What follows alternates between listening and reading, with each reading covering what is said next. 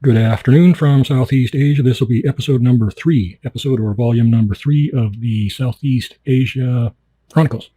Yeah, that's what we're calling them so far, Chronicles. Let's see, all tapes are copyright 2023 by stockphotosworldwide.com.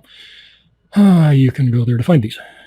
stockphotosworldwide.com. There's a link near the top of the page. You can look at pretty pictures of Southeast Asia and crazy pictures of Southeast Asia and things like that. Okay. This series of podcasts, we normally do alien stuff. Disgusting, debauched, arousing alien podcasts. Those are at alienanalprobe.com.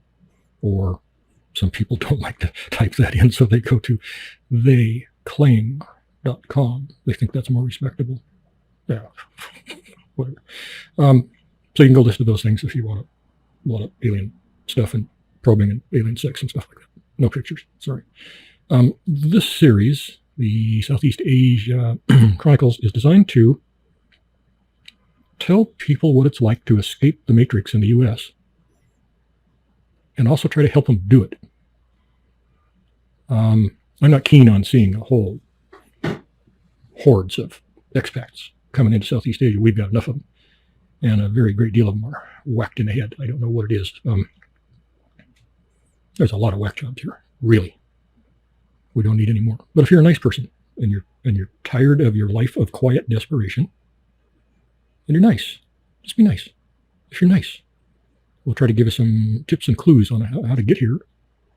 First of all, we're going to tell you maybe a little bit about whether or not you want to even be here. Chances are somewhat high you do. And then we're going to try to tell you how to get here, how to do it, how to pull this off if you really want to. Some can't. A lot can. A lot of people who think they can't, can. They just need the right tools and kind of an overview of what the hell it's going to be like and stuff like that. Okay, so, dang it. As you know, these are really informally done. I don't do outlines. I don't plan. I don't script anything. I just talk. And the way I do it, the way I keep any order at all to it, is to go chronologically, because that's all my tiny brain can handle. But even when I go chronologically, like everybody, I tend to skip things from time to time, and I think people understand things that they don't. And so what's happening already, even with episode number 3, is we're getting feedback, and people are saying, man, I didn't really understand what the hell you were talking about there, and what's this all about, and you're going too fast, no, slow down, we want more detail, and stuff like that. Okay, got it. And that's going to be a continuing process all the way through these, because that's just the way it is. You know, you write a book or a magazine article or something, and, before you send it off, you can go back and edit it. You can read it and read it and read it and have other people read it, and they say, oh, I don't like that word. You didn't explain this very well, and it's easy. You edit, you change. With a podcast, it's really, really hard. Really, really hard. You just can't really do it. So what we're doing is we're just going to rely on people who write in and say, hey, what the hell are you talking about there? We don't get it. Okay, and then in the next episode, we'll go through it and flesh it out, clarify it. That's how it's going to work all the way through this. With aliens podcasts, people don't ask a lot of questions, or if they do, they're so stupid I don't answer them. With these, there's going to be a lot of questions. I can see that already. There's going to be just a mountain of questions. And I'll try to answer them as we go. Okay, so that's what we're doing. One of the first things people wrote in about was they said, okay, in number 1 or number 2 or whatever, you talked about you had an Indian wife. You married an Indian wife from Canada, from the Indian reservation. And then later you're talking about some other girl and she's like German. And then what the hell is going on? Oh, I screwed that up. I went back and listened. I screwed it up. I'm sorry. I forgot to mention. I can see things in my brain, but, okay. Yes, I did marry an Indian girl from a tribe in northern Canada. When I was on the square-rigged sailing freighter, we sold food and supplies to Indian reservations all up and down the coast between the U.S. and Alaska, all up and down that stretch. We did every 30 days. We did a turn. We did a round trip every 30 days, no matter the weather. We had to be on schedule. We had to be at certain places on certain days. Had to be. So if it was a hurricane, it didn't matter. We had to run. And that put a lot of salt water in my veins. Since we were going to the Indian reservations, they didn't speak English hardly at all then. This is a long time ago. And so obviously she was fluent in her own dialect, And she could kind of sort of, depending on the tribe, depending on where we were, she could translate better or worse, depending on how close their dialect was to hers. But she was the only link we had at all between the Indians at all. We couldn't talk to them at all. They couldn't talk to us at all. And so, we had this huge square-rigged sailing freighter, and we'd pull into these little coves where there was an Indian reservation built on the side of the hill or whatever. And, they hadn't even heard of cars, I don't think. They were so far out in the bush, there was no roads, there was no cars, there was no nothing. And we would pull in there and drop anchor in the cove. And if it was summer, pretty much the whole tribe, maybe 100, something like that, would just dive into the water. Half of them were naked because it was warm and they liked it. And they would just dive into the water and swim out to us. The tribes often had real dugout canoes, and they would launch those things and they'd come paddling out and they'd all raft around the big boat, and we'd help them up onto the decks, and we had a store set up there. And so my Indian wife would jabber and make the deals and take the cash and stuff like that. So that's what I was doing with her. When she came down to the U.S. later, I didn't realize that in Canada, maybe because we just didn't have access to it, but she was a hopeless drunk. I didn't know it. When she came down to the U.S., she had access to endless supplies of alcohol, and she drank it all. She could drink a town dry. And as anyone knows, that's a recipe for madness and chaos and divorce. I learned early in my life through my family that if they're drunks, you cut them loose. You cut them loose. You cut them loose. It's the only thing you can do. They are a lead anchor, and they're going to drag you down to whatever depths they're headed to. If you try to hang on to them at all, they're going to drag you down. Every interaction is going to be a drag down. It can ruin your life, even though maybe you don't drink at all. It can ruin your life, just having them in your life. Not necessarily even living with you, just around. And I learned a long time ago, the only universal solution to that was cut her loose. And so when I realized she was just hopelessly drunk, cut her loose, divorced her. I was divorced a while from her. How long? A year, maybe. Not even a year. No, not even a year. No. 3 or 4 or 5 months. And I was around town quite a bit. It was a little town, a little logging town. And I was around town all the time, and I knew probably 70% of the people in that town. And there was a little girl. She was about 13 or 14. Really, one of these super, just stunningly pretty little girls. I was, how old was I? 20. No, yeah, 20, something like, no, 20, 21. I think I was 21. Or rather, anyway, I had seen her around, and she waved and smiled, and I would wave and smile, and that was that, because she was, I think she was 14, actually. And I would see her, a couple of times a month at the store here and there, whatever. And that was it. Done deal, done. Just, we don't talk, you don't flirt. She was somewhat flirty, but anyway, I was in a, where the hell was I? I was in a cafe one night, pretty late, about 11 o'clock, and I was eating. I remember I was eating roast beef with gravy, roast beef on bread with gravy. I don't know why I remember that. It's funny how the neural connections forge themselves in some situations, and they're just there forever. I can't remember my dog's name, but I remember that. And I was sitting there, and it was rainy outside, nasty like it always was out there. And I had a bunch of friends. They were friends, yeah, younger than me. They were in the 15, 16, 17-year-old range. A lot of them, I knew a lot of those kids, and they were typical kids. They were in trouble in this way and that way, and had problems with life and stuff like that. But I don't know why I clicked with them. I don't know why I clicked. Or cultural backgrounds were the same or something. I don't know. I clicked, and I was friends to them, and I liked them, and I was kind of the quasi fawns to them, And so I'm sitting in this place having this roast beef sandwich thing, and suddenly the door bust open, and they all ran in. There's like 8 of them, and they all ran in, and they said, "So-and-so, that girl, that blonde girl, she just got kidnapped." And I'm like, what blonde girl? What the hell are you talking about? And they're like, you've seen her. You know who we're talking about, that girl. And they told me her name, and I don't think I ever knew her name. And they said, she just got kidnapped. And I'm like, oh, God dang it, come on, guys, come on. This isn't an episode of Happy Days, really, it's not. And they said, no, really, seriously, we're not bullshitting you, really. And they all looked very serious, and they all looked very somber, and they all looked very shocked. They looked shocked and scared, really scared. And so after about 5 minutes, I started thinking, God, really? Really? Could she have been kidnapped? What in the hell? Okay, now I got to tell you, in those days, in that region, the police were just somewhere. I don't know where they were. We never talked to them. they give us a ticket, maybe sometimes, we'd pay it, that'd be about it. But whatever problem anybody had, we just handled it. I mean, it didn't matter what the problem was. The last thing we ever would have thought of would have been to call the police for anything at all. Nothing. Somebody kills your kid, you go kill him. You don't bother calling the cops. What the fuck? That was the culture. I don't know. Some people can probably relate to that. Some people can't. But they were so far removed from our thinking that, I mean, they didn't exist. Really, they didn't exist. They wrote tickets. That's all. That's it. That's all they did. And we didn't think about them unless we had to. So I didn't tell them to go call the cops. I just said, well, I don't know, if she really was kidnapped, what the hell you want me to do about it? She could be anywhere. The population of the town was 40,000, something like that. What, it's a rainy, dark night. It's 10, 11 o'clock. Well, there's nothing I can do. What the hell? Go, maybe where her friends live, go around there. And they knew who kidnapped her. It was two guys who had been hitting on her for quite a while, really getting obnoxious about it. Much older guys, early 20s.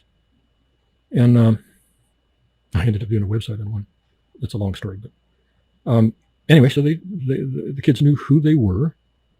And I said, okay, go to their friends, see if they just took her somewhere or something like that. No, really, this time was serious. No, they didn't just take her to somebody's house. No, they had rope and they had gloves on and shit like that, and they forced her down in the back seat. And I thought, oh, really? Well, what the fucking, maybe this really is something legitimate. And I was really, really slow to react on this because I just didn't believe it. Nothing happened. There had been one murder in that town in 10 years. And that was some woman who killed her husband, probably deserved it.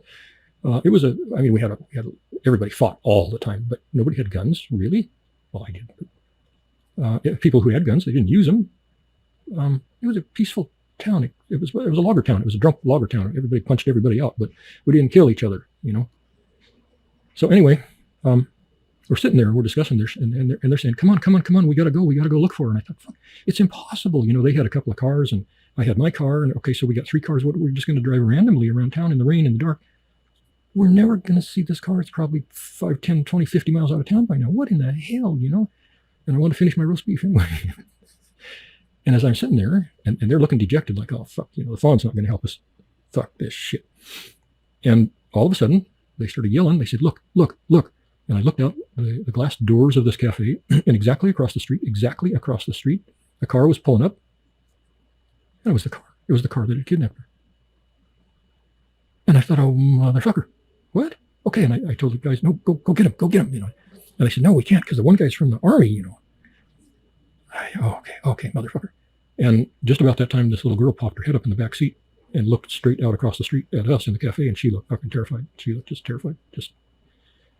Oh, God. And, that gets the protective bullshit going in the guys. And me too. And I said, okay, let's go. And right at that instant, they pulled out. That car pulled away. They had stopped over there for something. I don't know what they were doing. But anyway, they had stopped for something. And then they pulled away before we could even get out the door. I thought, oh, fucking shit. They're going to be blocks away before we even get to our cars. Cars were a couple of blocks away. And what the fucking fuck? Jesus Christ. And, but we did. We went ahead and ran for the cars. And got them going. Mine never, ever started. But it did. It just did. Like magic. And they were all piled in my car then. I think we just took my car, and they were like, 6 of them in the goddamn back seat sitting on each other's laps because they all were scared and they wanted to stay together. And we started off down the street, and I thought, where in the fuck? Where would be a logical place for her to take this girl? What the hell? Where would they be going?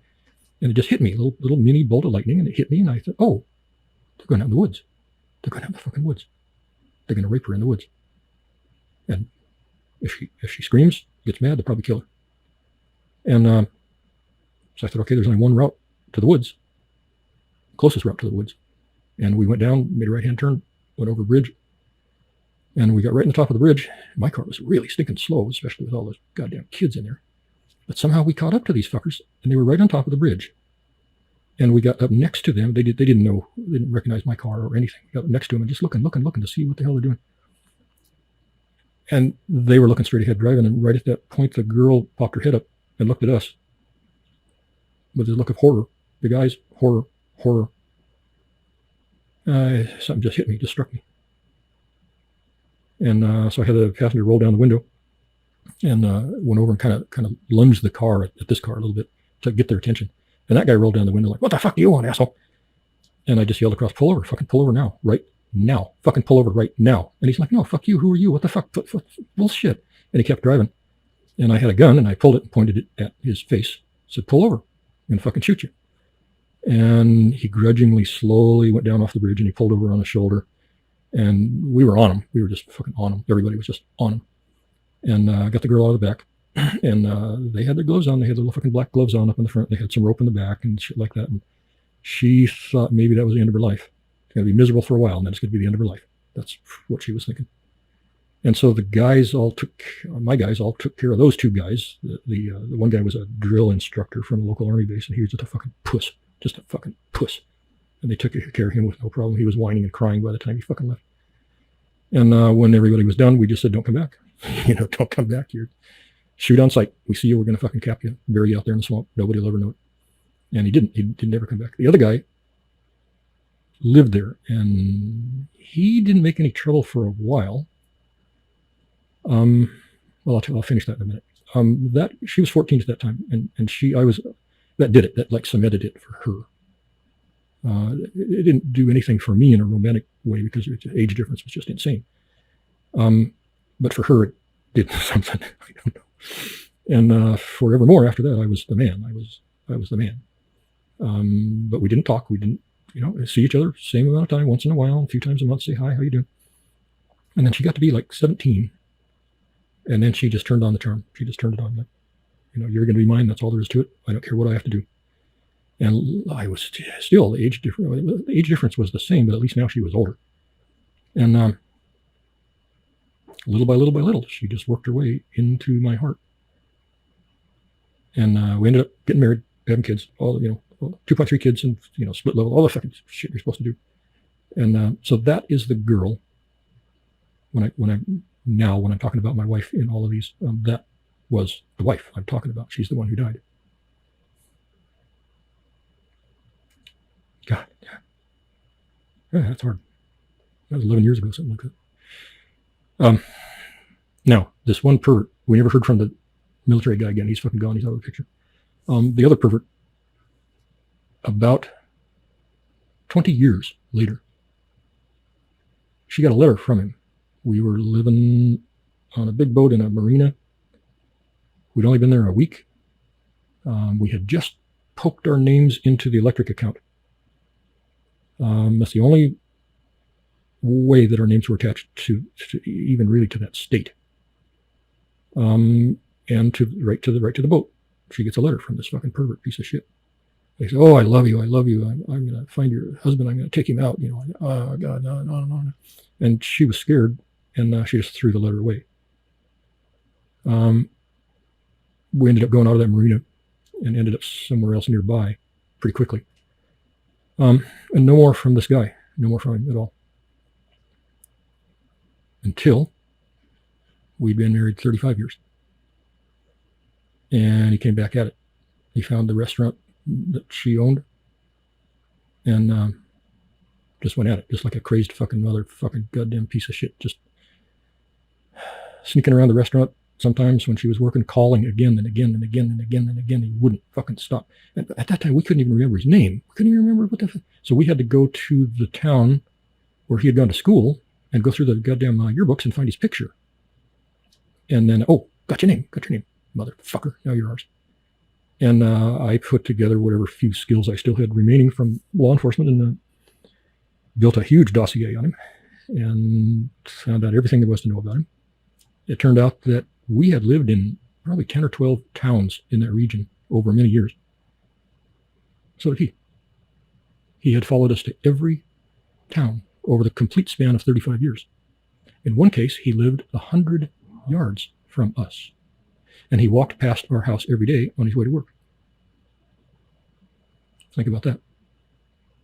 So I compiled this whole thing, and we had the phone calls. I did a weird and tricky thing with the subpoena, and how did we do that? We traced his calls to a cell tower behind his house. So we had him by the fucking short hairs there.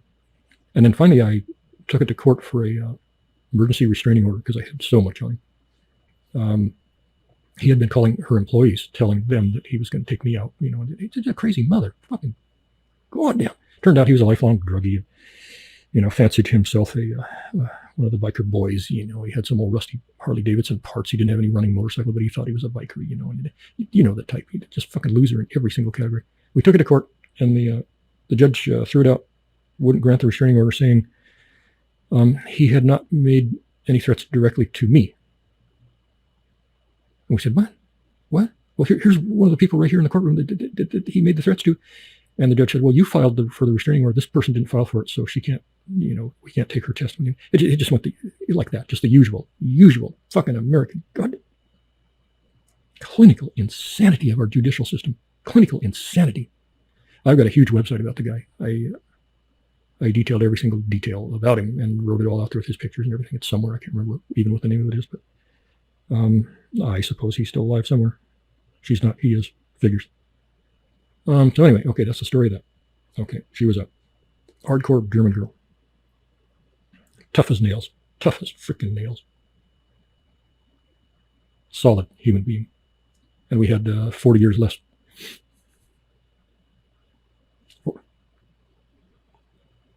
We had 40 years less one day. Okay, so that's explained now, right? Okay, got it? Jesus Christ. Okay, so people are asking me, well, everybody doesn't like the corruption in the U.S. and they don't like the bullshit and on and on and on. How bad was it? Did you really have to leave the nation of your birth because of the fucking bullshit? I'm like, well, yeah, because the few tiny little tidbits I've divulged in the last 2 very long podcasts were just one grain of sand off the beach. Oh, God. You lead an active life and you're going to have active bullshit in it. That's all there is to it. I guarantee it. Guarantee it. When I worked for the feds, I got tired of, really quickly, I got tired of corruption there. I was only in there like a year and 11 months, something like that. And I was pissed off by 6 months. But I thought I could adapt and adjust, and people in my unit that kept saying, well, what we're doing is not that bad. And one of the things that started ticking me off in the very early days was we would get a warrant to do a bust in some house. I remember one of them was, it was several friends who worked for the DMV. And for years, they had been selling fake driver's licenses for $500 a pop. That was in the 70s, early 70s. And these weren't just fake. These were real. They were real fake because they put them through the system as real driver's license. Tens of thousands of them they sold like that. They bought a house. They just had the blanks and they put them through the system and bam, you had a new real, untraceable. It's a real one. How are you going to, it's a real driver's license. So anyway, we did a lot of work like that and a lot of work against other government offices and sometimes against other law enforcement. Sheriff's offices were renowned for being little dens of criminals. Little dens of criminals. One of the things I was going to say that started ticking me off in the very beginning was in that state at that time, they had a law that said that if you had a bust, if you had a warrant, you had a bust, you could go pound on the door, you'd follow them to their house. They got the shit, whatever the shit happens to be. You follow them to their fucking house. There's 6 of them in there.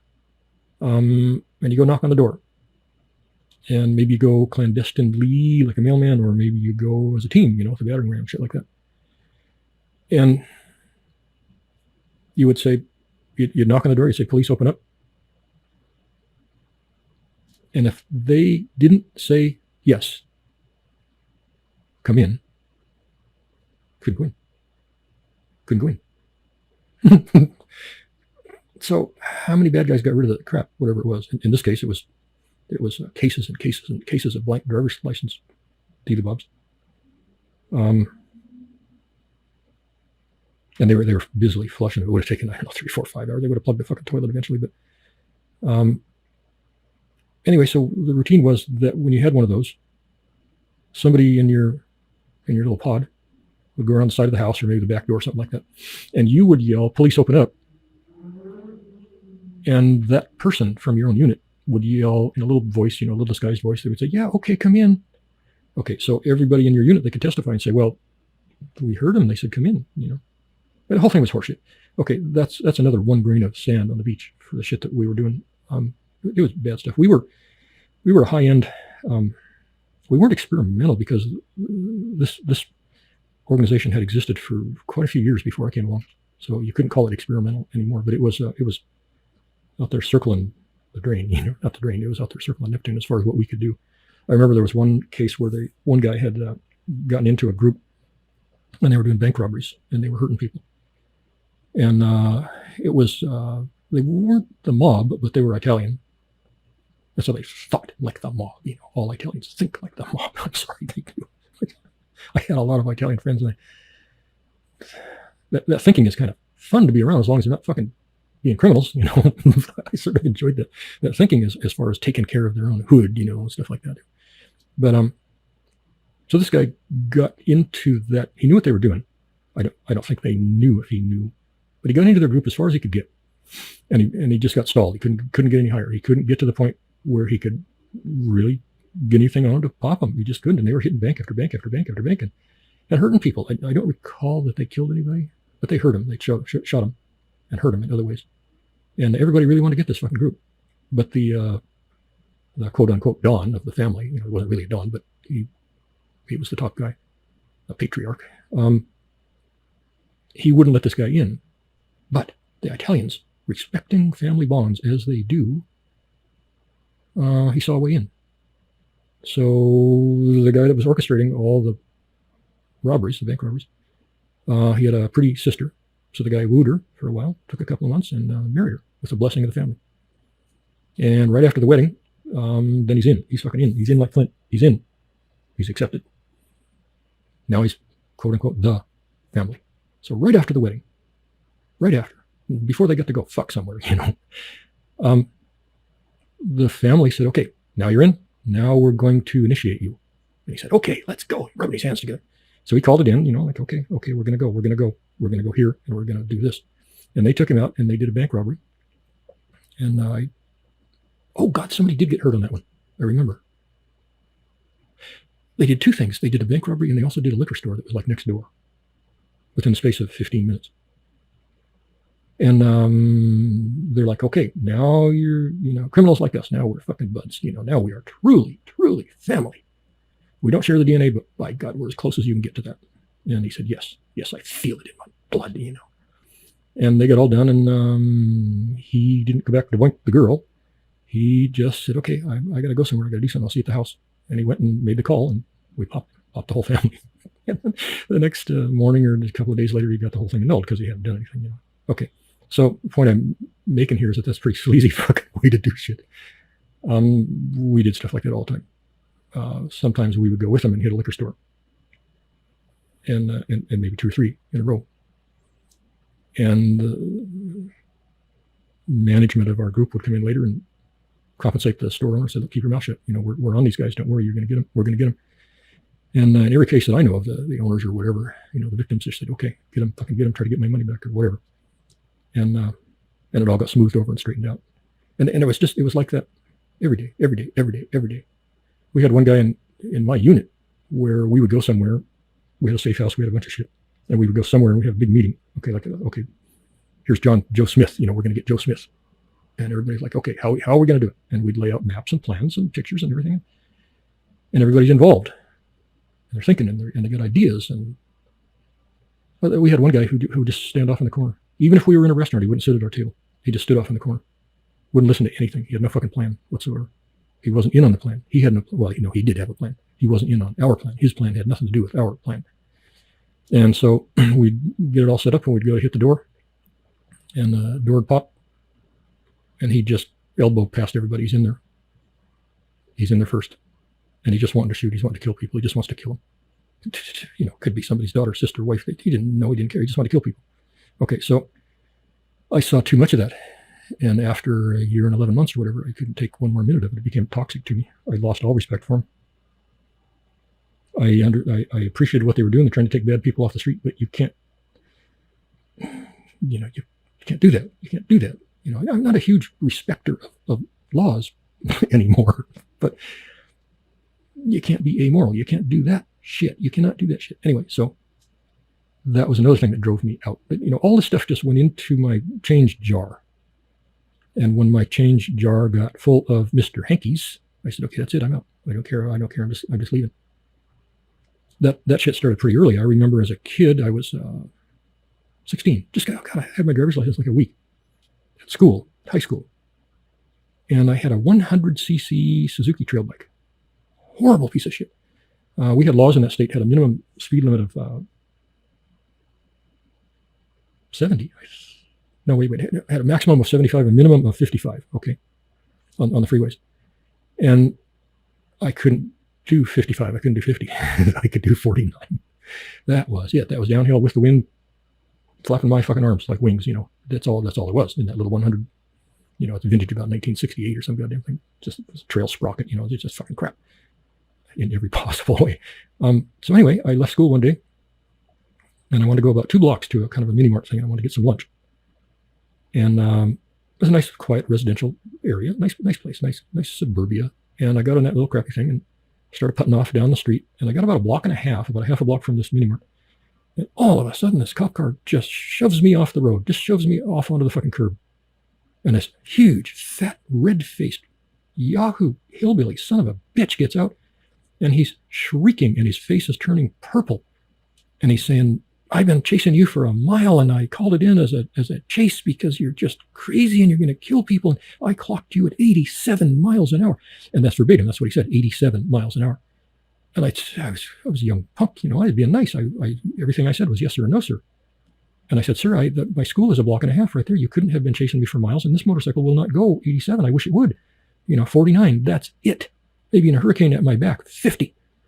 And that just sent him over there. And he's just screaming and spitting spittle and snot running down his nose. And he's screaming that I know about these motorcycles and on and on and on. And he wrote me for 87. And I took it to court and beat it. But at that tender young age, I'm like, oh, step back. Look at the bigger picture. What's going on here? Where am I? Where am I? Is this reality? People really act like this? Cops really act like this? Just lying pieces of fucking shit. And so stuff like that just added up. And it does for everyone. It has for you too. I don't care who you are. It has added up for you to some degree. The more active you've been in your life, the more the shit has added up on you. Sometimes people have 1 or 2 really horrifically bad experiences with corruption and shit like this. Excuse me. And after it's over, they get it resolved in one way or another. And I think, oh my God, well, that was fucking terrible. But, if I just stay home from now on and never leave a goddamn apartment, these bad things will never happen to me again. And so they might go their whole life again without having something like this happen again. But if they're out there moving around, being active, doing shit in life, having all kinds of businesses and adventures and shit, it's going to happen. It's really, really, really going to happen. And after it's happened 7,000 times, and you keep stepping back, and you keep stepping back, and you keep saying, oh my God, look at the bigger picture. Look, oh my God. Just when you think you can't be surprised or shocked, you're surprised and shocked. Again and again and again and again. And you reach a point where you think, fuck, that's enough. I can't take it anymore. Hell is the impossibility of reason. I own the domain. Hell is ... the impossibility of reason. That is hell. And to me, that's what America had become and still is today. It's getting worse every day. I rode Rustler Patrol for a huge ranch. It was, 1,100 sections of land, of cattle land in the mountains, low mountains, cattle grazing. And there was 1,100 sections, 640 acres to a section. So it was 704,000 acres. And it was ours. And our cattle was on there. And they disappeared a lot. And finally, they hired me to stop it. Gave me all the horses I could ride, all the horses I could wear out. And I lived on the other side of that rangeland from the ranch headquarters. So I was 25 miles away on the other side of their ranch. And so that's what I did for years. I just rode and looked for rustlers. And I don't believe we lost any. As far as I know, we didn't lose a single cow when I was doing that. Before that, they lost shitloads. They lost 66 head one night. A lot of them not a lot of them. Some of them they caught. In quite a number of cases, when they caught them, they turned out to be local sheriff's deputies. Think about it. Is that a world you want to live in? Well, Southeast Asia has that shit too. In some ways and in some places worse than that. But at least there are some perks to Southeast Asia. I couldn't find any more perks in America. There weren't any more perks left for me. Okay, if you want to really see how bad things have gotten in America, I mention this regularly. There's a YouTube channel. I think it's a YouTube channel. So I don't know, just Google it. Google for audit the auditors. And by about the third one, you'd be just pissed off and scared and want to leave the U.S. because the law enforcement in the U.S. has gone stark, raving, fucking mad with power. And of all the countries I've lived in, I have not seen even a hint of that kind of madness anywhere else in the world. But the U.S. is going gaga, cuckoo, fucking apeshit with it. And every time they get caught, they double down and do it more and defend it more. Okay, here's my last bad story, I hope. When I bought my plane ticket for Thailand, and I was 99.4% done with the U.S., really close to being done. But there was still this teensy little thing in the back recess of my mind thinking, well, you know, if Southeast Asia doesn't work out, well, that's no big deal. I'll just get back to the U.S., no big deal. And I borrowed a car to go to the airport. I could drop it at the airport, and then they would pick it up there later. And it was a new, what the hell was it? Porsche SUV, some kind of a thing like that. And it was new and shiny, and everything was in order, all the papers, everything. And I was driving along, and I was on the big freeway, probably 30, 40 miles from the airport, and just thinking about the trip, speeding a little bit, probably 7 over. I usually did 7 over. Felt okay with it. And there's a pickup in front of me, and he's going slow in the fast lane. It's an older green pickup with a bunch of tools and some kind of machinery and shit in the back. Looked like gen sets or something. I didn't know what it was. And he wouldn't get over, so I did right-hand signal, moved over, passed him slowly, got quite a ways ahead of him, left signal, back in front, in the fast lane.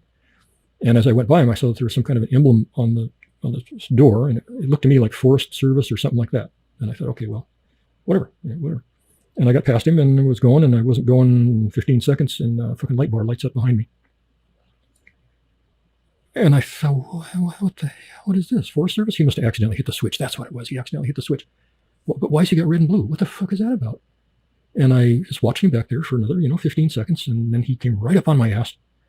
And I thought, oh, well, this is some kind of a problem. I don't know who the fuck this is. Maybe this is somebody impersonating a cop, or maybe, I don't know what. Maybe I got, fire shooting out of the back of that car or something like that. Okay, whatever. So I pulled over, right-hand side, made it all the way over, pulled over. And I got out, and he had no uniform. He just had this old pickup, but he had a gun, and he didn't have a radio. He had a gun. And I said, who are you and what do you want?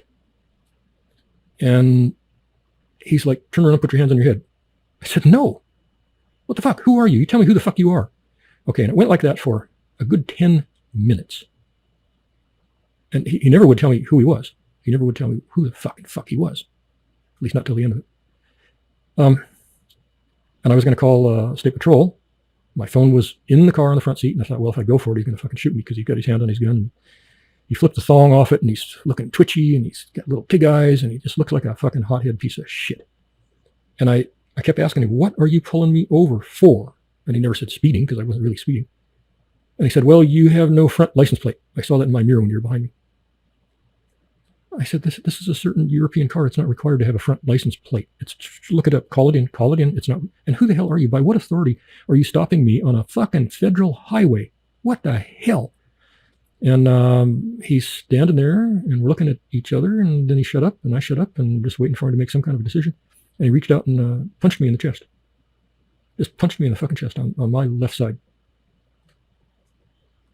And he started to do it again, and I blocked him. And then he just was pummeling at me, and I blocked every single blow because he was big and fat and stupid and slow. And I'm no great fighter, but he was easy to block. And I just kept blocking him. I said, get your fucking hands off me, just stop. And normally I'm armed, but I was going to the airport. If I had been armed, I would have put him on the goddamn ground, waited for State Patrol. And then he realized he couldn't beat me in a fight, and we just stood there again, looking at each other. And he was just steaming. And he pulled his gun partway out of his holster, and he said, turn around, put your hands behind your back. And I looked him in the eye, and I knew, telepathy, whatever, I knew if I didn't, he was going to fucking drill me. And I did it, and he cuffed me, put me over next to my car. And I have a lot of damage from diving, from being bent quite a few times.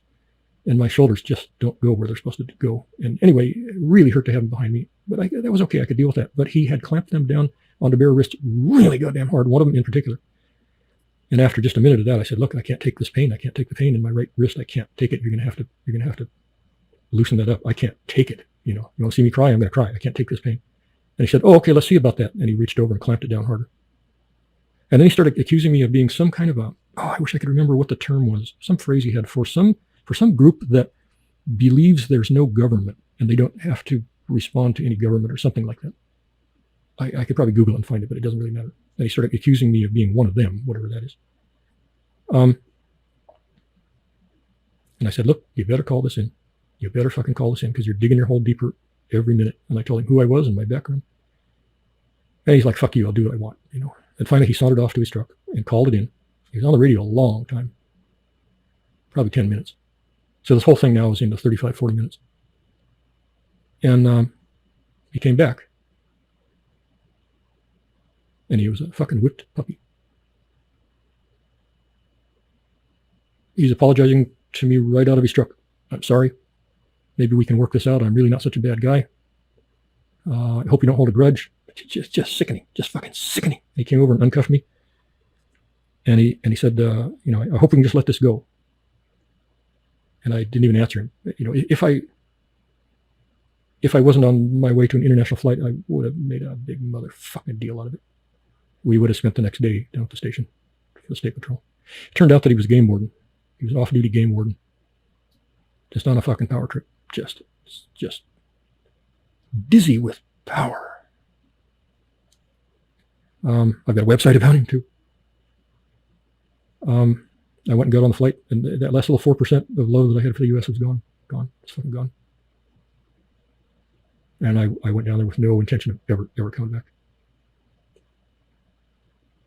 Okay, so if you love America, it's great. Love it. I hope somebody does. I wish enough people loved it that they would band together and straighten out some goddamn shit. But I know human nature, and I know they're not going to. It's on the decline. It's declining so steeply and it's going so fast into free fall that it doesn't matter. There's not that many good people left in the U.S. anymore, and that whatever little group there is left, they cannot stop this fucking free fall. They cannot stop it. It has to. You just got to let it fall and let it crash at the bottom, and hope that something gets rebuilt out of it. That's not going to happen in my lifetime or your lifetime. It's just going to get worse and worse and worse and worse for probably 30 to 50 years. Some of you might see it hit bottom. I don't know. I mean, we're seeing places like San Francisco, Cincinnati, whatever. I mean, we're seeing those places getting closer to the bottom, but they're still not at the bottom. But they're just going to keep on going. They're going to get worse and worse and worse. There are entire no-go zones now in almost every city. You just don't go there. You don't go there. You got 10 people with vests, and everybody's got an automatic something. You still don't go there because they're going to get one of you. Lucky shot, So I want people to love America. If you love it, that's great. I'm behind you. I hope you do. I'm sad for your fight because I don't think it's winnable anymore. I don't even think it's 50-50. I don't even think it's 60-40. I don't even think it's 20-80. I think it's 99.9%. It's unwinnable. The smart people have learned to just hide. You just hide now. You just hide and hope that the insanity doesn't get you. But it's getting to the point where it probably will. It will. You can't hide that well. The only thing you can do is get out of it. Hell is the impossibility of reason. And now I see that as a synonym for the U.S. Hell. I felt the beginnings of that when I first left Canada. Now it's just glaring neon lights. So if you love America, that's great. Thank you. Thank you for your love. Kick ass. Rock and roll. I'm behind you. I support you. But I don't share that love anymore. America has become a stranger to me, and not a nice stranger. I had to shoot 2 people in my lifetime. Neither of them law enforcement related. Justified, both justified. 100,000 more experiences like that just built up to a toxic level in my system.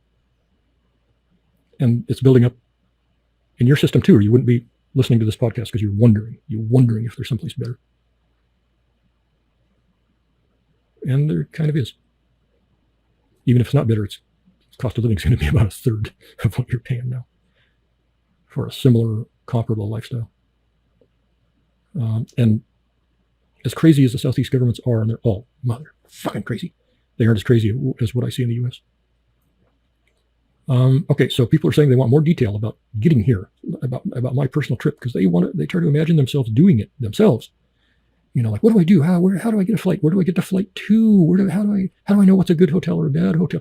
So people are saying they want 20 times more detail than I have offered so far. So I need to back up and regroup and step back and look at the bigger picture. Okay, what do people want to know?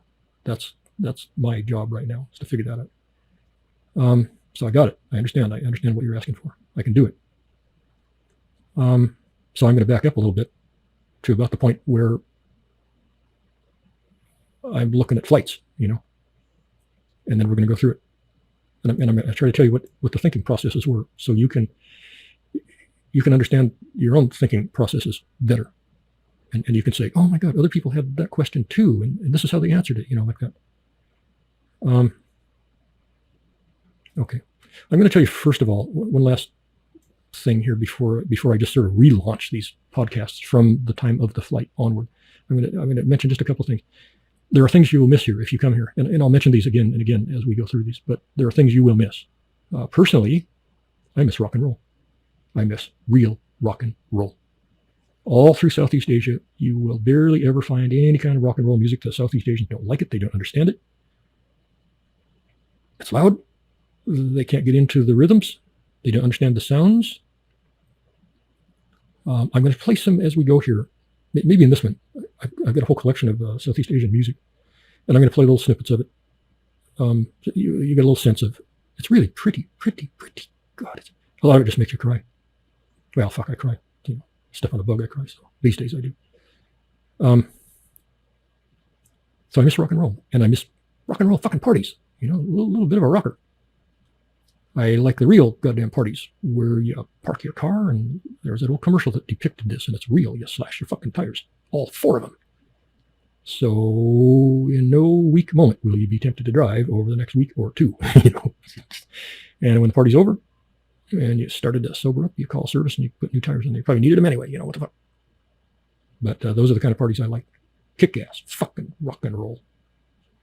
So loud your heart learns to beat in the rhythm with the music because it doesn't have any other choice. And eardrums are blown out. Fuck them. Who needs them?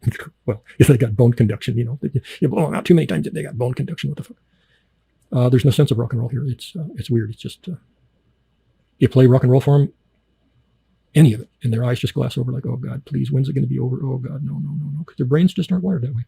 So I miss that. I miss flying. Technically, well, some countries you can fly in, some you can't. All of them are difficult. Vietnam, forget it. Fucking forget it. You're not going to do any personal private flying in Vietnam. It's not going to fucking happen. Thailand, maybe. Probably not. I got a horrible story about a friend who tried to import a plane into Thailand. Horrible. I'll tell it at some point later, much later. So in the U.S., I did it all the time. I'd go to fly-ins. I'd say, God, I like that airplane. Look, there's a sign on it. Okay, I buy it. And you got a few forms to fill out and a little bit of tax to pay, and you're done. You get an airplane, you fly home. That's not going to happen here, anywhere in Southeast Asia. In no country, private airplanes are just almost unheard of. Almost. Thailand, for instance, here's a good one for you. In Thailand, nobody lives on the mountains, on the prominent hillsides. Nobody lives there. Why? I thought, why? Because it would be cooler, right? It'd be fucking cooler up there. Well, yeah, it would be. But you can't live there. Because every square inch is owned personally by the king. The king says no, he doesn't want to sell anything. And we'll talk about kings later on. But so there's things, I'm trying to give you both sides of this. I had a day when I had that little airport in Idaho. I had one day. It was the most fun thing I ever did in my life. And I'm going to miss that. It was an airport primarily for experimental planes, really weird ass shit, which is what I like. And one day for 4th of July, somebody brought over, I don't know, like 10,000 fucking pop bottle rockets or something. And they were all the kind that, they'd fly out and then they'd do a little pop, a little firecracker would explode. When I was a kid, we'd get up on the roofs of our houses and shoot them at the other kids on the other side of the street who were on the roofs of their houses. They're fucking great. But this time we modified that, and we got some copper tubes about 14, 16 inches long, and we taped them like just the struts that held up the windshield, stuff like that. So they're pointing, kind of sort of forward. And we would take, 500 or 800 pop bottle rockets in a little bag, just in our lap. And we had some punks, those things that you light rockets with. And so we would go up, 2 or 3 of us, each in our own planes, right around my airport. We just stayed right around there. We go up, 200 or 300 feet, something like that. Had to call it into fucking air traffic, say, hey, we're going to be flying. And okay. 300 feet, who the fuck cares? They did anyway. And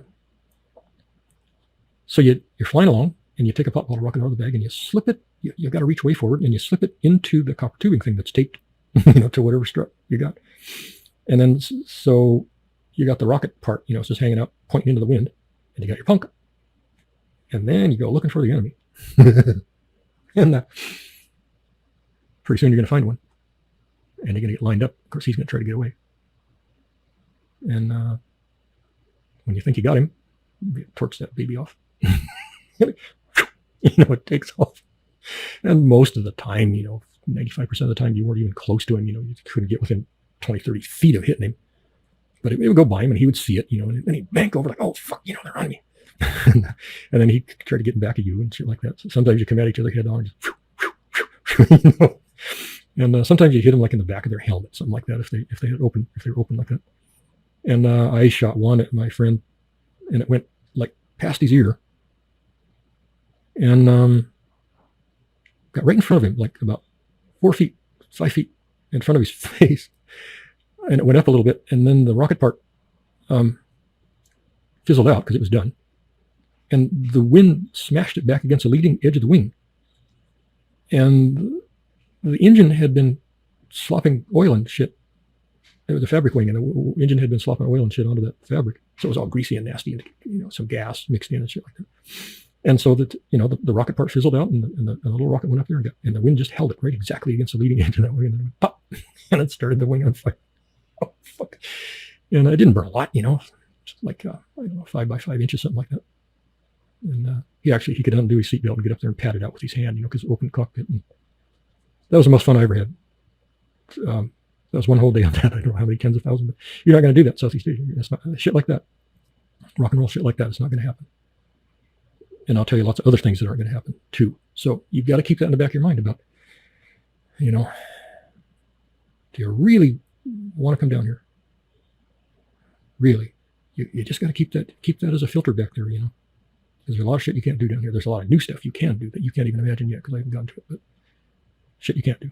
Okay, so I prattled on. Oh God, our time. Okay, so I'm going to start into the rehashing of. I told you that I had done pin the tail on the donkey, came up Thailand.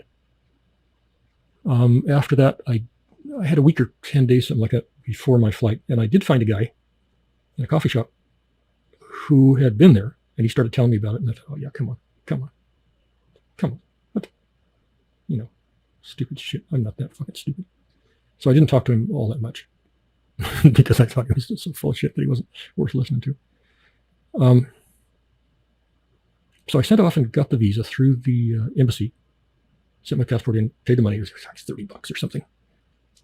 In those days, all you needed was a passport. You didn't need any other goddamn COVID fucking stupid shit like that. Some countries are still hanging on to that, by the way. Some countries you got to keep up your vaccines, or they'll kick you out. They just kick you out.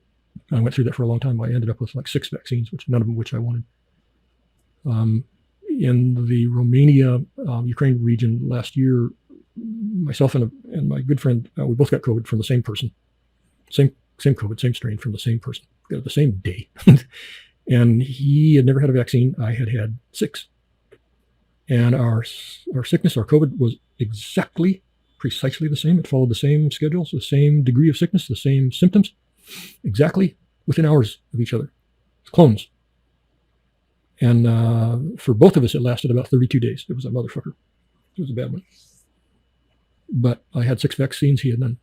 Same exact. So I'm no longer a believer in these vaccines they've been shoving down our throats. I still may have to get one to go to some countries. You will too. Some countries down here will demand it. Many of them will. So be prepared for that. If you don't have one, you're not going to move around the world very much at all. It's just horseshit. The whole thing is horseshit, and it usually has to be within a year. So think about that. Think about if you're willing to do that. Okay, so I sent off my passport, sent the money, and in a few days they sent back you can get it by rush. It was only 4 days or something.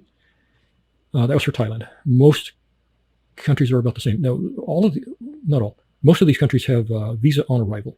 So that means you just get in the airplane. You just get the ticket, you get in the airplane, you fly in, get off the airplane, you go to customs, they say, who are you? And you show them your passport, and they'll stamp you for 30 days, usually something like that. I think Philippines just changed it to 60. I'm not sure for your initial visa. Sometimes you got to pay a little bit. I used to pay in Cambodia all the time because you could pay little bribes and bypass 3 or 4 hours in the queue. $10 would get you in 10, 15 minutes, and get you a better visa too. So, Vietnam, forget it. God, when I was going there, I was going into Saigon. You could not just go there. There was no visa on arrival. If you went there and said, I want a visa, they say, fuck you. Where's your papers? I don't have any papers. Well, get back on the plane because you're not fucking coming in here. You had to apply for a letter. And if they approved you, they would send you the letter. And the letter you take to Vietnam and you present it to customs, and the letter says, this person is now authorized to apply for a visa. So you apply for the letter so that it will let you apply for the visa. Vietnamese are really whacked. Really whacked. It's probably, I don't know. I know people who go there. I know people who live there. I've been around Saigon quite a bit. I found that it was okay if you just get a hotel and you just go around and you don't get involved really with too much of anything. Other countries you can get, pretty well involved with stuff. In Vietnam, you don't. There's still a lot of anti-American sentiment in Vietnam, and Laos too. Also, God, I ran into that really big time in Laos. So anyway, okay. So if you are going into a visa on arrival country, you just go, and they'll give you a visa for 30 days, or maybe if you're lucky, 60 days, and then you're in. And then from there, you can decide if you want to try to get extended visas, or if you're really happy there, you can get retirement kinds of visas. Like Thailand has a dedicated retirement visa that's nice. It's cheap. You only got to renew it once a year. It's ducky. I loved it. It's ducky. Every year I would go drop off my passport at a immigration attorney office, and a couple of days later they'd call, say it's ready, new passport for the year. That's it. That's all you had to do. Well, no, you had some other shit you had to do every 3 months, but Thailand was easy. Some other countries are not so easy. Cambodia is easy if you don't mind paying bribes, and the bribes are small, cheap. Sometimes when you pay bribes, you don't get a real visa. You get a fake visa. And then when you go to leave, they say, hey, wait, what is this shit? You're fucking 7 months overstay because this visa is not real. So you've been here illegally for 7 months, and then you're fucked. You're going to go straight to jail, and they're going to hold you until you pay a bunch of money. And then they're going to put you on a plane in handcuffs and send you out of the country. Some kind of stipulation that you can't come back for whatever, 6 months or 2 years or 5 years or maybe never. So that's a real big thing you got to watch out for. Anyway, if you get it from the embassy in the U.S. or any Western country, you're going to get a real visa. You don't have to worry about it. And I have found in these countries that if you get a real visa, it greases the wheels. And things go smoother. I don't know why exactly. I guess they figure, well, this probably isn't a fake passport because the embassy passed it through, so maybe this guy's okay, like that guy or girl. I remember coming into Philippines once, and I had gotten a Philippines visa stamped into my passport through one of their embassies. It's the first time I ever did that in the Philippines. And I went to extend it at the big immigration office in Manila, and they're like, what is this thing? What is this thing? What is this thing? Where'd you get this thing? How much you pay for that? And I told them, well, I got it from your embassy, and they had to go around and check and see what the hell. They'd never seen it. They'd never heard of it. But once they found out it was legitimate, they thought, oh, well, then this guy must be A-okay. And they gave me all kinds of perks, and they extended my visa for a lot longer than they were supposed to, and gave me some ID cards for free that were supposed to cost a lot of money, and it was pretty good deal. Anyway, so think about, I highly recommend trying to get the visa from the embassy wherever you are. Get your COVID papers in order. And for most countries, that's about all you need. For Philippines, you need some other stupid goddamn shit. And they're just adding more and more requirements seemingly every month. They're crazy for rules. God, they love their rules. They have no concept of how much it inconveniences people and how much it drives away tourism. But I think there's, let's see, one, two, three or four things you have to arrange and get now to come into the Philippines or to leave. Also, you can't leave. You might not be able to leave. You got to jump through some hoops before they'll let you leave. They won't even let their own fucking people leave half the time.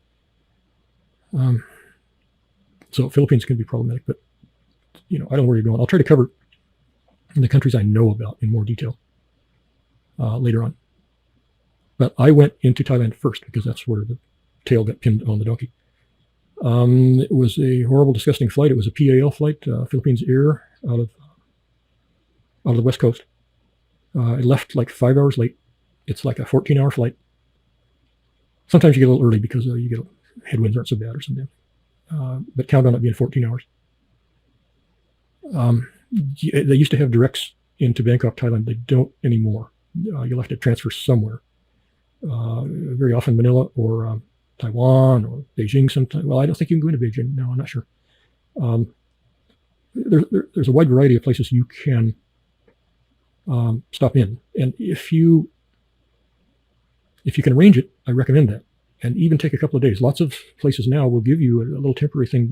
It's a pass-through visa kind of a thing. I don't remember exactly what it's called. You can, like Taiwan, you can stop there for a couple of days. You get off the plane. You say, okay, my flight isn't, my connecting flight is not going to happen for another 2-3 days. And I want to be able to walk around, go outside, go to McDonald's. And they say, okay, and they'll stamp you right there at customs and give you like 2 days, 3 days, whatever. And then you can go get a hotel and you can mess around. And it really breaks up that horrendous trip, that 14-hour bullshit. I had one that was almost 16 hours. I suppose it was headwinds. Oh, shit. They can really knock you down. You're going to have, to most of Southeast Asia, you're going to have, give or take, you're going to have a 12-hour time difference. 12 hours. So exactly opposite of, and you're going to, let's see, you're going to go ahead a day to Southeast Asia, a day. And if you're going west, let's say you're going from the U.S. to Southeast Asia, you're going way west. You're going 12 hours west, almost 11 or 12 hours, something like that. And so if it's dark when you leave, you're going at almost the same speed. Well, you're going really fast west. I don't know what the speeds are. So it's not going to be dark for 8 hours or 9 hours. It's going to be dark for like 14 hours, because you're going with. If you leave in the daytime, it's going to be light for like 20 hours, because you're going with the sun. So the sun kind of stays with you. And it's really weird if you're going. I did around the world last year, and I went east all the way, and it was dark for 5 hours. Then it's daylight for 5 hours, because you're going against the sun. So the jet lag and going east, other people have different opinions on this. When I go east, the jet lag cripples me. It might take me 4 or 5 days to even be up and moving around. It's horrible. When you're going west, I found it no particular problem. I don't know what the science is on that. Somebody Google it. Somebody will tell you. So try to break up your flight. Try not to go Philippines Air. They suck. Try to pay really particular attention to the type of aircraft. I had one flight. I was in I had been on the border of Ukraine, and then I flew out of where the hell? Can't remember the name of the city in Romania. And I was supposed to go direct to Bangkok. Well, they muffed the flight. They fucked the whole thing up. And my flight left an hour before my connecting flight even landed. It was insane. So they said, well, you can sit here for a couple of days in the airport. No. Or we'll give you this free flight. You can go from here to fucking London. That's whatever it was, 12 hours, something like that. And then you just turn around to get on another flight and you come back. Only you're not going to stop in Romania. You're going to go all the way to Thailand. And that was, 16 hours, something like that. That was horrendous. But the point is, the planes that I was on for that trip were, I don't know what they were. I don't know what models they were, but they were horrible beyond description. Cramped beyond all reason. They were just horrible. And for, I had 12 hours one way and 16 hours the other way, and it was mind-bending. So you got to be careful. I've done a couple of flights on 747s. Get them. If you can get one, get on that sucker. Even the way back there in the cattle car, it's going to be comfortable. And there are some other models too. Just do research, because on a 5-hour flight or a 3-hour flight, you can tolerate anything. On a 16, 14-hour flight, no, you cannot. I don't care what you have to pay to get a decent aircraft. Pay it. Just fucking pay it. If it's $300-400 more, it doesn't matter. Pay it, pay it, pay it, pay it. Oh, God damn it. Be really careful these days about luggage weights, because they are in the business now of fucking you really, really badly. It's just called theft. It's a scam. It's just theft. It's just out and out fever, I had a friend, he had, had a wife and 3 kids. They came out of London, and they went to Singapore, I think. And they had 1, 2, 3. They had 3 legs. And they couldn't get it all connected so that their luggage was going to be moved automatically. They had to get off each leg and get their luggage and then recheck in. Okay. So it was him and the wife and 3 little kids. And him and the wife each had a couple of suitcases. The 3 little kids had God knows what. I don't know what they had. Probably a bunch of little suitcases. I don't know. He got popped $200 US for each suitcase that couldn't go in carry-on. Each suitcase 3 times. I made one flight out of Bangkok going some damn place. I had read on the website where it said you could only have 2 bags. Yeah, that was it. You could only have 2 bags no matter what. And I called them. I spent days trying to call them, and they don't answer their phones, and they don't speak English, and it just goes on and on like that until you fucking give up, I was trying to find out, is there some way I can take 3 bags? God, I'll pay, really. And they just kept saying, no, it doesn't matter how much you pay. You can't take 3 bags. And so I showed up at the airport with 2 bags, and they were really, really heavy. They were over, and I knew they were over, and I knew I was going to pay a lot. It was like, I can't remember. It was hideous. It was like $400 per bag for 2 bags, something like that. And she said, why didn't you take 3 bags? And I said, what the fucking fuck? I tried for days and days and days to arrange for 3 bags. And they said, no, no, no, no, no. I even had arguments in the chat sessions with the people. And she said, well, of course you can take 3 bags. And if you would have taken 3 bags, then the weight would have all been allowable and you wouldn't have to pay a dime, So be prepared for that shit, because it's going to drive you crazy. And yelling and screaming at some stupid fucking clerk in the airport is only going to bring security. That's all that's going to happen. And then it's going to get worse after that. So they say show up at the airport 4 hours early. No, 5, 6. Because they fuck things up. Airlines are unreliable now after COVID. Flights are canceled all over the place. Planes are broken down. They can't get them fixed because they can't get parts. They can't find competent mechanics. I hope they're not using the guy that worked on my air conditioning, Plan on delays, plan on canceled flights. No matter what you do, pay the extra $300, whatever, and get the refundable ticket. Fucking get the refundable ticket. I don't care what you have to pay, because if you don't, and certain types of shit happen, you're going to lose like 40% of the ticket. I had a deal last year with Booking.com where they fucked up the ticket. And they put me on another plane, did some things, but I still was due a refund of about $1,000 from one plane. And I fought Booking.com for months, and finally had to do a chargeback on the credit card, because they would say, well, we processed it. It should be in your bank. I say, no, here's a screenshot of my bank. No, it's not fucking in there. And this went for months. I don't know how many times they told me they had refunded. Probably 10 or 12, maybe more. Get the refundable tickets. And then they're much easier to get a refund on. And if you have to, you can still do a chargeback on them. But if you got a regular ticket and you cancel it, or they cancel it in some way that isn't covered, you're fucked. You're going to lose a lot of money. So just you can change the date. You can do all this stuff. It's really worth it. I'm a penny pincher. I don't like to pay these turds, but that's one thing I will never go without again. Pay the money. Get the changeable ticket. Refundable changeable. I don't know what airline is best to go around. PAL, Philippines Air, they fly everywhere down here. They're fucked. As I said, they're fucked. Half of the service people are rude. Planes are kind of clunky. They're kind of expensive. Sometimes they're more expensive than other airlines. Japan Air is nice. Emirates Air is nice. United, pretty nice. I don't know if United still comes into Southeast Asia anymore. United stuff was always good. That was always my go-to airline my whole life. I got 2.5 times around the world, so I've flown quite a bit, and then a million little trips here and there. Once you get into Southeast Asia, there are quite a few choices, and airfares within Southeast Asia are cheap. You can go from one country to the next for like $35. It's nice. Easy traveling down here. What else? This is just a really preliminary. I think we're really out of time. Yeah, we're out of time. Okay, so now we're really formally into the details of one foot in front of the other. This is what you do. Walk this way. You do this and you do this. Step 1, step 2, step 3. And I know by tomorrow I'll get emails saying, "Oh, why didn't you talk about this?" Well, then I'll try to hit whatever I can.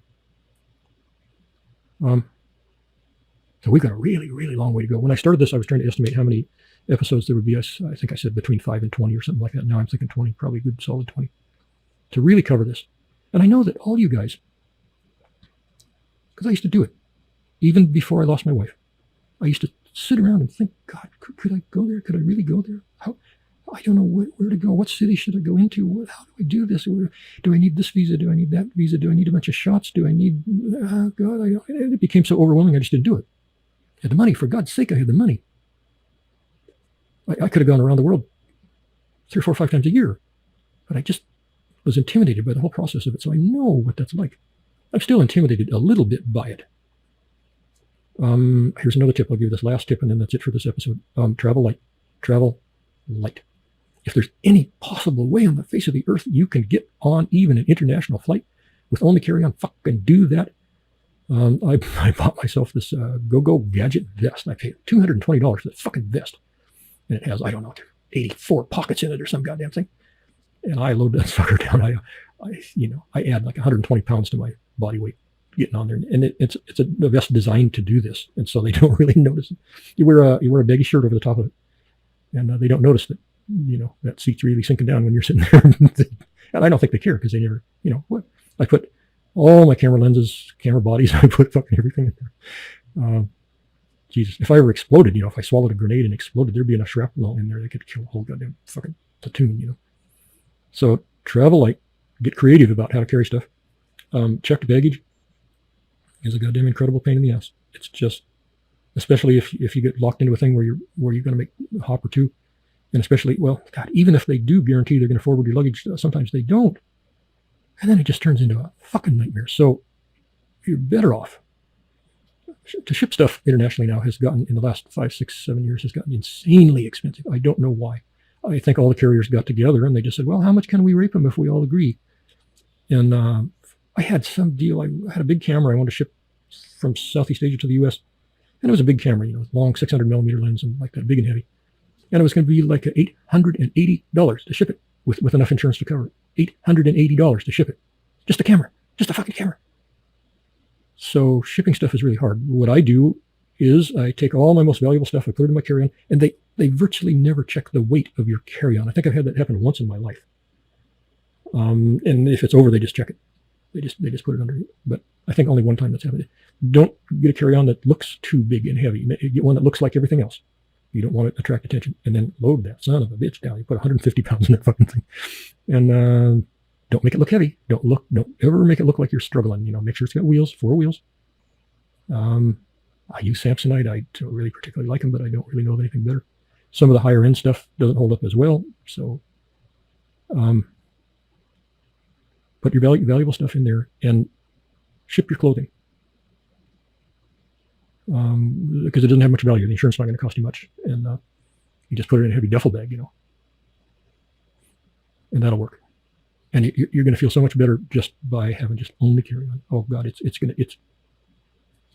delightful to travel with only carry on. Oh my God. Okay. Yeah. Okay. One last thing. As you start researching countries you think you might want to go to, don't go to the fucking embassy sites. Eventually you might have to get a visa, but I have not yet been in a single country anywhere where they made me get a vaccine except for COVID. You go to the embassy site or something, and they have a list of 21 fucking vaccines you're supposed to get before you can go to that country. Well, maybe it's okay. I don't know. Maybe they're going to have a lot of side effects. Maybe they're going to kill you. I don't know. Get them if you want, but I have never once been asked, did I get this? Did I get whatever? Only thing I recommend is if you're going to be out street walking a lot, especially out in the provinces of any country, go ahead and get the rabies and carry the certificate, because rabies is rampant here, and these dogs will fucking bite you. Cats will bite you. Anything will bite you. Get the rabies. Get the rabies well before you go. And if you get bit, you still got to go. You still got to go into the hospital, and they're still going to give you goddamn shots in the stomach and shit like that.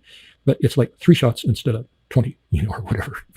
Get the rabies. That's the only one I recommend. And you'll have to get the COVID, but nobody's going to ask you for the rabies or anything else. Nobody's going to ask you for anything except COVID. Okay, we got to be done. We got to be done here. All right.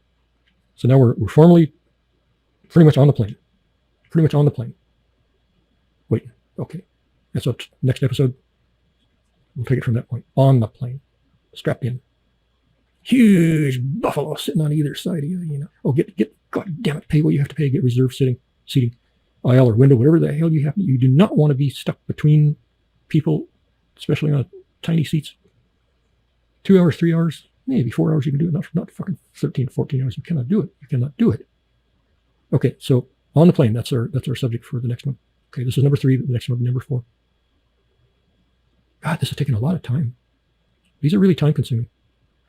I'm trying not to give you bullshit. I'm trying to pack in protein, stuff you need to know.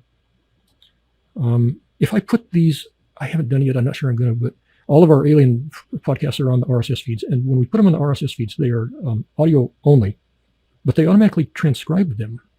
So if you don't want to, you don't have the time to sit and listen to this podcast again and again, looking for stuff, just get if I put them on the RSS, I may end up doing that.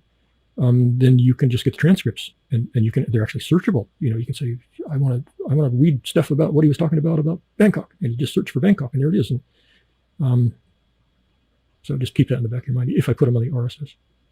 Okay, we're really, really, really stinking done. All right, thank you very much. God, hour 40. Good God Almighty. Thank you very much. And today I know where the camera is. Nobody freaking touched it because I slapped them with a ping pong paddle. Thank you very much, and good evening, and still afternoon. Good afternoon.